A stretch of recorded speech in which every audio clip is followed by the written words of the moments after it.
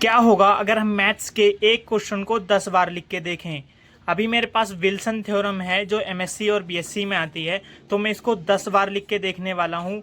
ऐसे ही जस्ट लिखता चला जाऊंगा, इसको समझने की कोशिश नहीं करूंगा और फिर आपको बाद में बताऊंगा कि 10 बार लिखने के बाद क्या ये मुझे याद हो जाएगा, क्या ये क्वेश्चन मुझे समझ में आ जाएगा, एक साइंटिफिक रीजन के साथ कि कैसे हमको याद होगा या फिर समझ आ जाएगा या फिर नहीं होगा। तो वीडियो में बने रहिए। इस थ्योरम को एक बार लिखने के बाद मुझे अभी कुछ भी ऐसा सच याद नहीं आ रहा है कि मैंने इस थ्योरम में क्या लिखा है, क्योंकि मैं जस्ट लिखता ही चला गया था। अब इसको अगेन एक बार लिख के देखते हैं। इससे पहले मैंने इसको कभी नहीं लिख के देखा है, ना ही कभी पढ़ा है विल्सन थ्योरम को। मतलब पढ़ा होगा लेकिन अभी मेरे दिमाग में याद नहीं है कि ये क्या है, क्यों है।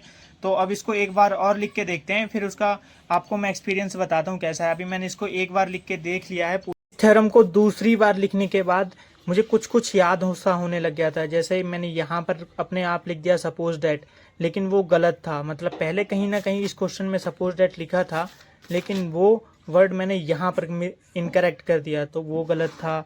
यहाँ पर मैंने ये गलत करा, यहाँ पर मैंने ये गलत करा और यहाँ पर मैंने ये गलत करा। मतलब पहली बार जब लिखा तो उससे एक दो शब्द या एक दो वर्ड मुझे याद होने लगे थे। अब इसको तीसरी बार लिख के देखते हैं और देखते हैं क्या एक्सपीरियंस आता है। क्वेश्चन को 3 बार लिख के देखने के बाद कुछ चीज़ें याद हो चुकी हैं। मतलब यहाँ तक मुझे याद हो गया था, ये भी मुझे याद हो गया था। ये इंग्लिश थोड़ी सी याद नहीं हुई थी। ये नीचे की 4 लाइनें याद हो चुकी हैं। इधर का यहाँ तक याद हो चुका है और ये याद हो चुका है।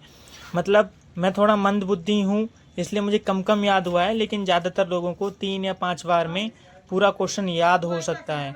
तो एक बार और लिख के देखते हैं फोर्थ में, और फिर देखते हैं क्या एक्सपीरियंस आता है। अब मैंने विल्सन थ्योरम को 5 बार लिख के देख लिया है। 5 बार लिखने के बाद ये मुझे पूरा याद हो चुका है। मैंने पूरा 5 बार ट्राई कंप्लीट कर लिया है।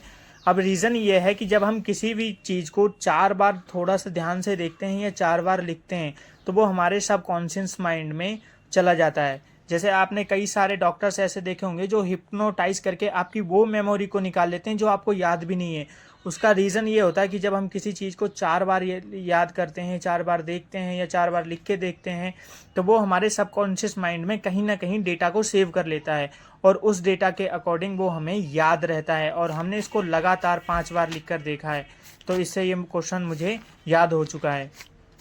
साथ ही ऐसे ही एक्सपेरिमेंटल वीडियोस देखने के लिए हमारे चैनल को सब्सक्राइब रखिए, ताकि हम आप जो वीडियोस डालें वो आप तक जल्दी से जल्दी पहुँचे।